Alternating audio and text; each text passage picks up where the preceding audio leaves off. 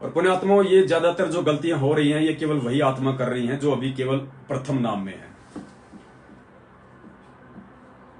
उनके मन में इस प्रकार की थोड़ी बहुत ये जो ये खरपतवार है ये आ जाती है, क्योंकि इस भगवान को पहचानना इतना आसान नहीं है। ये हमको रात दिन सत्संग सुन के पहचान लेंगे, कोई ये सोचे, ये भी संभव नहीं है। कोई ये सोचे कि मैं तो बहुत ज्यादा पढ़ा लिखा हूं, मैं भी भगवान की पहचान कर लूंगा, ये भी असंभव है। हम लोग विचार नहीं करते जब गुरु जी के सत्संग सुनते हैं। खाली आपके शिक्षित होने मात्र से आप भगवान पहचान लोगे। आप कोई ये सोचे कि भाई गुरु जी ने हमें शिक्षा दी है, 650 साल पहले तो हम शिक्षित नहीं थे, हम शास्त्रों को नहीं समझ पाए थे, इसलिए हम जी धोखा खा गए।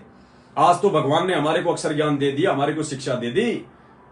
पुण्यात्माओं, नहीं। अगर मात्र शिक्षित होने से और मात्र शास्त्रों को पहचानने से यदि आप भगवान को पहचान लोगे, ये सोचना बेवकूफी होगी। अगर ऐसा होता तो 650 साल पहले रामानंद, स्वामी रामानंद जी शिक्षित थे, पढ़े लिखे थे, चारों वेदों के प्रकांड जानकार थे। उनको परमात्मा ने स्वयं सारा सब कुछ उनको दिखा दिया था, उनको ऊपर का सिस्टम, उनकी आत्मा को ले जाके। उससे भी ज्यादा जब सिकंदर लोदी ने उनकी गर्दन काट दी थी तो परमात्मा ने उनकी गर्दन को जोड़ दिया था। यानी वो शिक्षित भी थे, वो शास्त्रों को भी जानते थे, भगवान ने उनको सतलोक भी दिखा दिया था और भगवान ने मुर्दे को जिंदा भी कर दिया था। उसके बाद भी वो स्वामी रामानंद जी धोखा खा गए। एंड में जब वो परीक्षा हुई उस समय वो भी फेल हो गए। जब लोगों ने कहा कि देख तेरे चेले ने क्या ड्रामा कर दिया, तो रामानंद जी की भी गर्दन नीची हो गई कि भाई क्या करूं भाई, चेला मेरा खोटा निकल गया। तो कोई ये सोचे कि हम ज्यादा पढ़ लेंगे, हम ज्यादा लिख लेंगे, हम शास्त्रों को हम ज्यादा पढ़ लेंगे तो हमें भगवान समझ में आ जाएगा। पुण्यात्माओं, परमात्मा कहते हैं पिछले जन्म से होत हैं पूर्ण हंस मुराद, और इन बाता के पाइए कर सतगुरु नजर निहाल, रूठे राजी कर सतगुरु रूठे नु। इन बाता के पाइए कर सतगुरु नजर निहाल, और राजी कर सतगुरु रूठे नु। उस जो परमात्मा जो रूठ गया है 2014 से, उस रूठे हुए परमात्मा को प्रसन्न करो, तब कहीं जाके परमात्मा ये सद्बुद्धि बख्शेगा इन चीजों को समझने की। ये पवनदास तो 8वीं में सप्लीमेंट्री है, और मेरे सत्सेवक भाई बहन कोई ज्यादा पढ़े लिखे नहीं है। जितने भी बड़े बड़े जो अधिकारियों से जो रिटायरमेंट हैं, बड़े बड़े अपने आप को BA, MA, PhD, IAS, RPS, पता नहीं, मैं तो नाम भी नहीं जानता, वो सारे के सारे भाई बहन सतलोक आश्रम मैनेजमेंट हरियाणा वाली टीम के साथ में जुड़े हुए हैं। बड़े बड़े पदों से रिटायरमेंट भी हैं, वर्तमान में भी बहुत बड़ी बड़ी जॉब कर रहे हैं। कोई इनकम टैक्स डिपार्टमेंट में है, कोई कहां है, कोई आईजी है, कोई डीआईजी है। क्या वो समझ रहे हैं? वो तो शिक्षित भी हैं, उनको तो बहुत ज्ञान है, दुनिया का भी बहुत ज्ञान है, उनके पास तो पैसा भी बहुत है। वो मैनेजमेंट के वहां पे वो तो पाठ भी करवाते हैं, सब करते हैं। फिर वो आप के साथ में साथ संगतियों से क्यों नहीं जुड़े हुए? वो सत्सेवक की भूमिका क्यों नहीं निभा रहे? क्योंकि उनके संस्कार कमजोर हैं, परमेश्वर को पहचानने वाले। पिछले जन्म से होत है पूर्ण हंस मुराद। और पुण्यात्मा, ये सौभाग्य है हमारा। परमेश्वर अपनी पहचान भी उन्हीं आत्माओं को करवाएगा जिन आत्माओं को परमात्मा ने यहां से लेके जाना होगा, और काल भगवान का पहरा भी उन्हीं आत्माओं पे सबसे ज्यादा होगा जिन आत्माओं पे परमात्मा की विशेष मेहर होगी, उस परमात्मा की विशेष रजा होगी। तो थोड़ी देर पहले 2.5 मिनट की गुरुजी की जो सत्संग थी, जो प्रधानमंत्री वाली, जिस भाई ने ग्रुप में डाला था, उस भाई से दास की विनती है कि आप उस परमेश्वर के प्यारे भी इतने ही हो। और गुरुजी कहते हैं कि चोर हमेशा धनवान के घर में चोरी करता है। चाय के खोखे पे आपने कभी चोरी करते हुए नहीं सुना होगा, चाय के खोखे के ताले टूटते हुए नहीं सुने होंगे, क्योंकि चोर को पता है कि इसमें थोड़ा अदरक होगा, आधा किलो चीनी होगी, पाव भरी इसमें चाय पत्ती होगी, और क्या है इसमें। ताले टूटते हैं बैंकों के, ताले टूटते हैं धनी लोगों के, तो आप जो परमेश्वर की विशेष प्यारी आत्मा है, आप परमात्मा की युगों युगों की अच्छी आत्मा है, आपके पास में भक्ति धन है, परमात्मा आपको इसी जन्म में पार करना चाहता है। लेकिन काल भी तो उसी आत्मा के पीछे ज्यादा लगेगा, बात बात पे शंकाएं पैदा करेगा। और आप परमेश्वर की प्यारी आत्मा हो, इसीलिए परमात्मा ने आपको सात संगतियों से नाम लेते ही जोड़ दिया। आप इन बातों पे विचार करो भाई। आपको परमेश्वर ने जब से आपने नाम लिया 1 महीने बाद ही आपको सात संगतियों से जोड़ दिया भगवान ने। आज 4 साल हो गए आपको सात संगतियों से जुड़े हुए। तो अब आप जी थोड़ा विचार करो इन बातों पे, अपने भाई बहनों के साथ में आगे बढ़ो, एक दूसरे को सपोर्ट करो, प्यार और प्रेम लाओ अपने अंदर। देखो पुण्यात्माओं, इस दास को परमात्मा ने थोड़ा सा एक दर्पण दिया हुआ है। दास ज्यादा बातें इसलिए नहीं बोलता क्योंकि कई भाई फिर अपने मन में पता नहीं तरह तरह के विचार ले आते हैं। थोड़ा सा एक दर्पण परमात्मा ने दास को दिया हुआ है कि सामने वाले भाई के मेरे प्रति क्या विचार है। ये दास को मालूम पड़ जाता है उसके शब्दों से, उसके फेशियल एक्सप्रेशन से, उसके बातचीत करने के तौर तरीकों से। लेकिन दास ने पहले भी कहा कि दास मुंह पे नहीं बोलता, क्योंकि दास नहीं चाहता कि किसी भी आत्मा को मुझ नीच की वजह से कोई ठेस पहुंचे।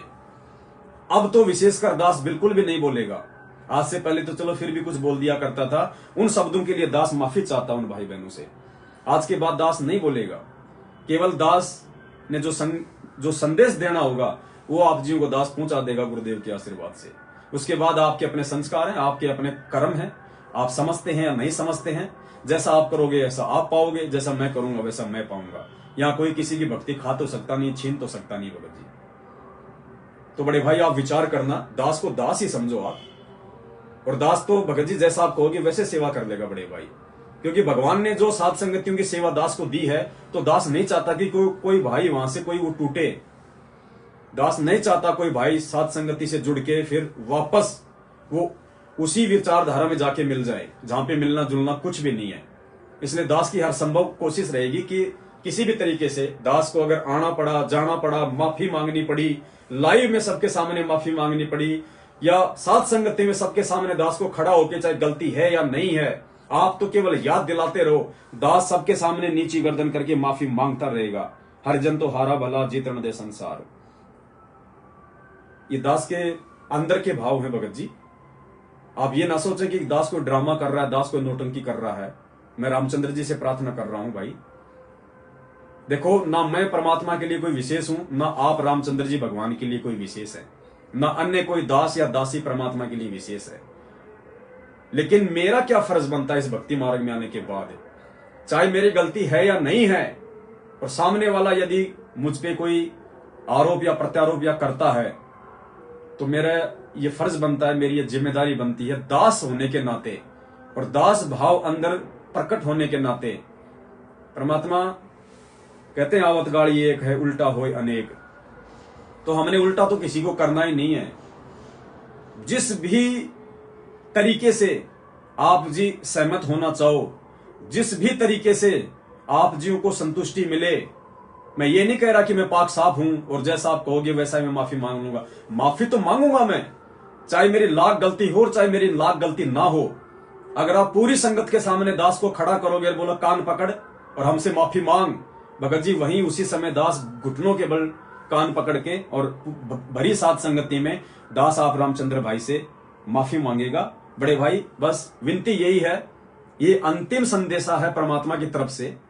आप जी को पता नहीं क्या अनुभव है क्या अनुभव नहीं है, लेकिन भगत जी भगवान जेल में बैठा और भगवान जेल में बैठने नहीं आया। दुनिया ने अपने पैर पे कुल्हड़ा मार लिया, आफत मोल ले ली, विनाश होगा, इसको कोई रोक नहीं सकता। भगवान ने खुद 250 साल पहले गरीबदास जी के रूप में भविष्यवाणी कर दी है। आज परमात्मा अपने विधान को चेंजमेंट नहीं करेगा। और जिस स्थिति में परमात्मा जेल में बैठे हुए हैं, देशद्रोही बनके प्रशासन के द्वारा जो मुकदमे लगाए गए हैं, उस आधार से दुनिया उन्हें इसी कंडीशन में भगवान नहीं मानने वाली। दुनिया ज्ञान से उन्हें परमात्मा नहीं मानने वाली। खुद ये जो भगत समाज है जिसको 27 साल से परमात्मा ज्ञान दे रहे हैं, उन्होंने तो आज उन्हें परमात्मा नहीं माना। जगत वाले कहां से मान लेंगे।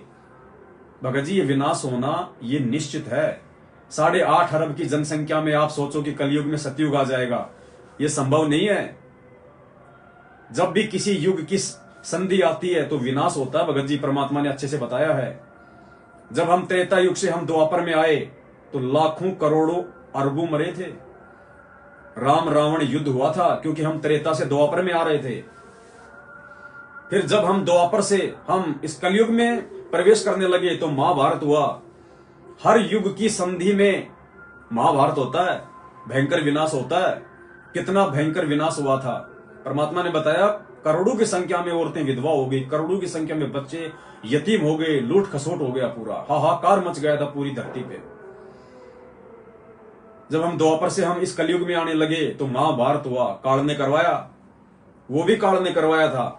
और अब भगत जी ये बिचली पीढ़ी है और परमात्मा का वचन है, हम लोग सतयुग में प्रवेश करेंगे, मिनी सतयुग में। तो भगत जी संधि है, विनाश तो निश्चित है और विनाश की रूपरेखा काल भगवान ने पहले से बना के रखी हुई है। कारण चाहे कोई भी बनेगा, चाहे विश्व युद्ध का बने, चाहे महामारी का बने, चाहे भूखमरी का बने, चाहे गृह युद्ध का बने, कुछ भी बनेगा, नास्त्रदमस की भविष्यवाणियां फेल नहीं हो सकती, क्योंकि खुद हमें गुरुजी ने समझाई है, गुरुजी ने पढ़ के सुनाई है। और गुरुजी जिसकी भविष्यवाणी का समर्थन कर दे वो फेल नहीं हो सकती। गुरुजी ने जय गुरुदेव की भविष्यवाणियों का समर्थन किया है कि आने वाले समय में 15-15 कोष पे दीपक जलते हुए दिखाई देंगे। 2 महीने का बच्चा अगर माँ की गोद में है तो माँ पहले अपनी जान बचाएगी, बच्चे को छोड़ के भग जाएगी। गंदी नाली में अगर कोई रोटी का टुकड़ा खाने को मिल जाए तो आदमी उठा के खा लेगा। ये भूखंड है ना, ये खाली पड़े रहेंगे, ये जमीनें खाली पड़ी रहेंगी जिनके लिए लोग आज मर रहे हैं। ये हाहाकार पैसे की, माया की, भौतिकतावाद की सब मिट जाएगी। और जो जो व्यक्ति, चाहे जगत वाले हों चाहे हम भगत हों, जिसके मजबूत भक्ति संस्कार होंगे वो सतयुग में प्रवेश करेगा। और काल की योजना है मात्र 100 करोड़ व्यक्तियों को जीवित रखने की। न्यू वर्ल्ड ऑर्डर देख लिया होगा आपने, पढ़ लिया होगा अच्छे से। लूसीफर शैतान की योजना है मात्र पूरे विश्व में 100 करोड़ लोगों को ही रखने की। उसके बाद एक गवर्नमेंट होगी, एक ही करेंसी होगी। ये योजना काल की है और काल की योजना के अनुसार ही परमात्मा अपनी योजनाएं सेट करेगा। क्योंकि हर प्रकार से परमात्मा जब भी ये काल कोई षड्यंत्र करता है, अपना दाव खेलता है, परमात्मा इसको मना नहीं करता, क्योंकि परमात्मा को मालूम है कि ये बच्चा है। और परमात्मा उसी की योजना के अनुसार फिर अपनी सत्य योजना को सेट कर देता है। काल की योजना है न्यू वर्ल्ड ऑर्डर के मार्फत पूरी दुनिया की जनसंख्या मात्र 100 करोड़ रखना। 850 करोड़ है, वो 8.5 अरब की जनसंख्या है। उसमें से काल की योजना है मात्र पता नहीं 1 अरब, वो सॉरी, हाँ 1 अरब यानी 100 करोड़, 100 करोड़ की जनसंख्या रखना पूरे विश्व में। और उसको कम करने के लिए भाई साहब ये पनीर टिक्का, पहला पनीर टिक्का, फिर दूसरा पनीर टिक्का, फिर तीसरा पनीर टिक्का, ये क्या है? ये ट्रायल बेस चल रहा है। इस चीज को बनाने में 10, 15, 20 साल लग जाती हैं भाई साहब। आज तक आप लोग एड्स का टीका नहीं बना पाए। आप लोग आज तक इतने वर्ष हो गए, 20, 30, 40 साल हो गए, आप जी कैंसर का टीका नहीं बना पाए, आप जी हेपेटाइटिस बी का नहीं बना पाए, आप जी मलेरिया का टीका नहीं बना पाए। और ये कोरोना उससे भी खतरनाक महामारी, और आपने 6 महीने में पनीर टिक्का तैयार कर दिया। ये जो लगाए जा रहे हैं ना, आने वाले समय में फिर इसके रिएक्शन क्या होंगे? ये जिंदा भूत बनाए जा रहे हैं, जिंदा भूत। क्या क्या तांडव मचेगा आगे। इसीलिए तो ज्यादा से ज्यादा जबरदस्ती ये लोगों को खिलाए जा रहे हैं, क्योंकि ये काल की योजना है यहां की गवर्नमेंट के माध्यम से, क्योंकि शैतान का लोक है ये। और यहां का जो राजा होता है उसकी अपनी कोई सोच नहीं होती, वो शैतान के अधीन होता है। तो उसकी योजना है पूरे विश्व की जनसंख्या को मात्र 100 करोड़ में समेटना। और परमात्मा भी यही चाहता है कि 8.5 अरब की जनसंख्या में मेरे बच्चे भक्ति नहीं कर सकते। आज देख लो, आप अपने 4 अनुपदेशी परिवार वालों के बीच में भक्ति नहीं कर पा रहे। 8.5 अरब की जनसंख्या जो कितनी कृतघ्नी हो चुकी है, मांसाहारी, जुआरी, चोरी, ठगी, रिश्वत को लूट लो, खा लो, पीट लो। कोई भाई बहन का प्यार नहीं, कोई किसी के अंदर कोई मानवता नहीं, कोई इंसानियत नहीं। बात बात पे सोशल मीडिया पे देख रहे हो आप, गाड़ी की साइड को लेके झगड़े हो जाते हैं, सिर फोड़ दिए जाते हैं। क्या हो रहा है ये सब? हम भक्ति करेंगे ऐसे माहौल में? कभी नहीं हो सकती। इसलिए परमात्मा भी चाहता है कि बेटा कर दे साफ, वो आत्मा तो मेरी है, मैं तो फिर कभी उनको जन्म दे दूंगा, कौन सी बड़ी बात है? आज से पहले भी तो देता आया हूं, कोई पहला ये कलयुग थोड़ी बीता है। लेकिन जिन आत्माओं के लिए मैं आया हूं उनके लिए मैं सतयुग का माहौल पैदा करूंगा, और बचेंगे वही, चाहे वो जगत वाले हो चाहे भगत वाले हो, बचेंगे वही जो धार्मिक आत्माएं हैं, जो जिनके पिछले जन्म के मजबूत भक्ति संस्कार हैं, जिनको परमात्मा ने अपनी शरण में लेना है। उन्हीं आत्माओं को परमात्मा जीवित रखेगा। काल चाहे उसके लिए कारण कुछ भी बनाए समेटने का। फिर न्यू वर्ल्ड ऑर्डर का अगला कि पूरे विश्व में एक ही गवर्नमेंट होगी, तो परमात्मा तो उसी के चाल से अपनी चाल चलेगा कि बेटा ठीक है, एक ही गवर्नमेंट रखूंगा मैं, केवल मेरा ही साम्राज्य होगा अकेले का। नास्ट्रडमस ने कह रखा ना, वो देश को विश्व गुरु बनाएगा, पूरे विश्व में उसका साम्राज्य होगा, सारे देश के नेता उसके अधीन होंगे। तो एक ही गवर्नमेंट हुई ना परमपिता परमेश्वर सतगुरु रामपाल जी भगवान की, सत्य गवर्नमेंट। फिर एक ही करेंसी होगी, तो जब 100 करोड़ की जनसंख्या हो जाएगी तो परमात्मा रजा बख्शेंगे, एक ही करेंसी होगी सबकी, एक ही भाषा होगी, एक ही झंडा होगा, एक ही विधान होगा। तो ये तो परमात्मा ने पहले बता रखा है कि पूरे विश्व में हमारा ज्ञान जाएगा, पूरे विश्व को मजबूरन इस ज्ञान को स्वीकार करना पड़ेगा।